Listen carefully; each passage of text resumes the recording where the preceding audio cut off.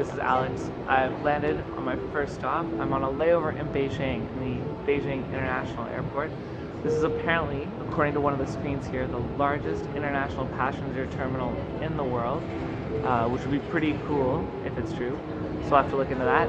Also pretty cool, behind me you can see an Emirates colors Airbus A380-800, which is an enormous aircraft, and this is the first time I've seen one of these aircraft, so that was pretty exciting. This is also like the 5th time I've recorded this intro here, this little bit. I think the guy beside me is getting a little bit annoyed at hearing the same sentence over and over again, if he understands what it is.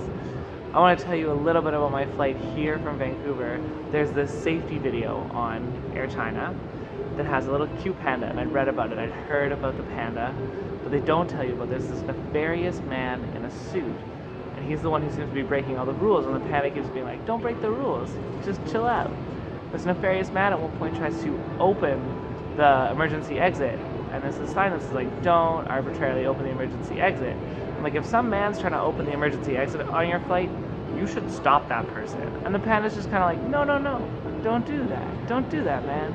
When I would be like, no, you need to stop. Like, this panda needs to get a little bit firmer with this nefarious man. Another point, panda catches the guy in the bathroom smoking, and the guy just puts the cigarette in his pocket. Seems a little weird, but I guess this man is maybe him and the panda are friends from before. The other cool thing, landing in Beijing, one thing that I just didn't, that you hear about but you don't really conceptualize till you land, is we came down and looking out the window, there's just like row on row of high-rises, and there are row and row of high-rises that are like all the same. And I've flown into Toronto before, and flying into Toronto you see row on row of townhomes. And all these townhomes are the same, but flying into Beijing you see row on row of these like white 20-story apartment buildings in like sets, and then like 5 in this like little configuration. There's like 5 and then 5 and then 5, and these configurations all the way along.